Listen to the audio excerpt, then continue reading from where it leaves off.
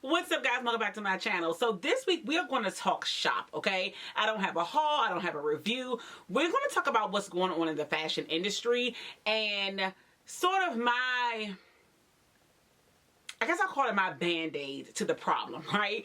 And so you guys have seen the article about the Dior bag that is made for $57 that sells for $27, and I think people think the bag is Dior book tote. Now, in my opinion, as someone who loves to touch and feel and see things in person, when I saw this bag, I did think this was more around the $1,200 range and was quite shocked by the sticker price of the bag, right? Everyone loved it. I think that it's an amazing bag. It feels great. If you've ever touched that Dior fabric, it's absolutely amazing. Is it worth $3,000? No.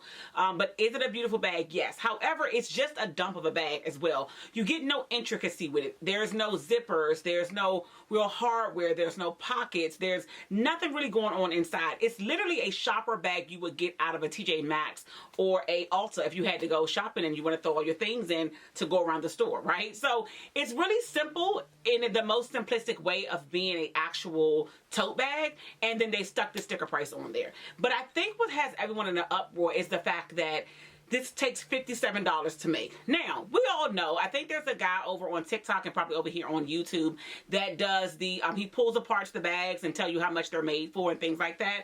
And of course, that's shocking to everyone's, there's a shock, then there is no shock, right? We know that things are made at this level and then there's a price increase. However, we tend to think that someone's Italian grandmother is somewhere hand stitching these bags that we're paying $3,000 for, right? Say it ain't so, because it's not happening, right? There was a documentary that I saw, I believe it was the Brandy Melville, I could be wrong, that spoke about a place in Italy, I believe it's Prato, I will put the city here, where pretty much there's just a gathering of Chinese immigrants and manufacturers there. I kind of read the article about it. I think it said in the 1990s this city kind of became about. A lot of Chinese immigrants came there to help out Italy with the consumer issue, I guess, of getting goods out. And then I think it kind of they never left. And brands can technically say that the item is made in Italy when they drop off, I guess, a piece to be manufactured. They ship it back over to China, mass produce it, and then send it back. Technically, it's made in China because the storefront in which I gave, or the contractor I gave the work to, is located in Italy. Where they made the item is totally different, right? So it's kind of a play. Are they playing in our face? This might be a case we could say they're playing in our face. I don't know. But we all sat home also during COVID, and Chanel played in our face. And I mean, the prices skyrocketed. I felt like every 2 weeks, while we were fighting for tissue and chicken and Lysol, Chanel was like, yep, price increase. Yep, price increase. And another one, and another one, and another one, right? And the urgency beefed up. Me and my cousin, we speak a lot about, we went to our local mall here, which our high-end mall is Tyson's Corner 2. And you could not get into a luxury store. Now, we know it was the PPP money. We know that. However, Gucci had a line every day. Louis Vuitton had a line every single day, right? And it became this thing where like everyone had to have these designer goods. But for me, I remember feeling like the quality has gone down. And I remember there was a time when you could get a good high-end sneaker for $400 to $600, right? And you all know now, you can't get a Valentino sneaker for that price right now, let alone a Gucci, a Chanel, or a Louis Vuitton sneaker, right?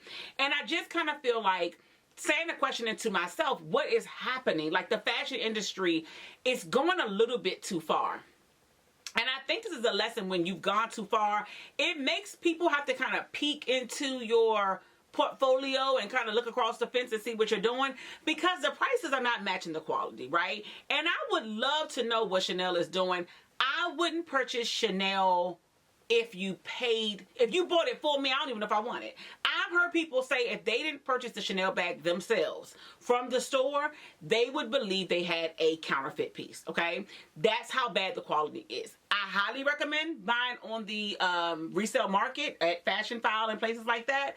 But listen, I wouldn't buy from the store. And,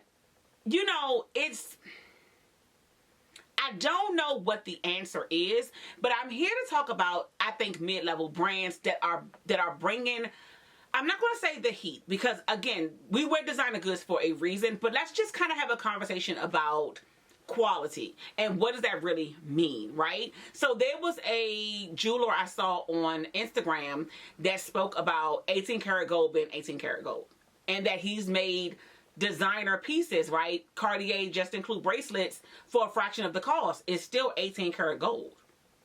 That's what it's going to, if you test it, that's what it tests out to be, right? There are a lot of celebrities and online personalities, influencers that have admitted that they're not wearing what you think they're wearing. They had their designer do something in the likes of that, as a Cartier bracelet, as a Van Cleef bracelet, right?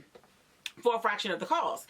And we got into this place with fashion where, and including me, where you wanted to have these designer brands. I remember not feeling dressed if you didn't have this designer on. One particular time, and I can't remember my outfit, I wish I had a picture. I hated my outfit, but because it had labels on it, I felt like this is going to kill it. Now, when I went out, of course, everyone's like, oh, your outfit's so cute. But I remember saying to myself, it's really not. You just like the fact that it has labels all over it. And we became what we all know is what? They could stick, and I spoke about this in a video a while back. It all started with the Givenchy slides. They felt like, designers felt like they could just stick their name on anything and we were going to buy it. And guess what? We did. And here we are now, and everyone's mad at quiet luxury, but in my opinion, fashion tends to do an about face. It tends to do a complete pivot of what it's been doing for a while. And we went through that phase of just labels everywhere. The Gucci tracksuit.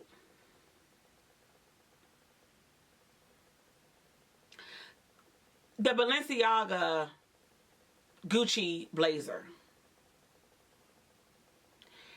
I do think that's like an archivable piece, but we're not there right now, right? We're just not there right now. And I think fashion decided we've gone so far this direction, time to pivot. I'm in a DMV area, and I will admit, I don't think we're the most fashionable people in this, in the world. I think that DMV fashion, we wouldn't know, the average person here in the DMV wouldn't know some of these, not necessarily high-end brands. If it didn't have a label on it, they wouldn't know what it was. And our idea here of dressing good is putting on a black bodycon dress and throwing a Chanel brooch on it. Girl, you consider it to be dressed. I'm the person at the event like, this is a hot mess. This is not dressed. Fashion has so much more to it than this, right? So I think that fashion did an about face because we got tired of labels every single place and thinking that you were dressed to the nines because you have Dior across your chest, Givenchy on your jeans, Balenciaga sneakers. That's not fashion, right? So let's get into the conversation about quality versus quantity and what kind of brands I think are bringing that kind of heat. And listen, this is something I love because I've had this thing I feel like since I was young where I'm able to find really good items that are great quality anywhere, right? And what we're going to talk about, we're not talking about fast fashion because the problem with the Dior situation is you're buying high end because we know the problems with fast fashion, right? It's underpaid workers, it's, you know, bad environments to work in. You try not to buy into those things because you don't want to support those efforts of that company, right? But I think there are a lot of companies that's doing really great. So the first one I'm going to start with is going to be Quince. Now this video is not sponsored by anybody. This is just a conversation I just want to have because I think we've forgotten about some of these brands and people that are doing things really great. And I just wanted to compare a t-shirt in particular to show you guys the difference, right? So we'll get into that. Quince is a brand I worked with a few videos back. I did a 6-piece, they sent me 6 pieces.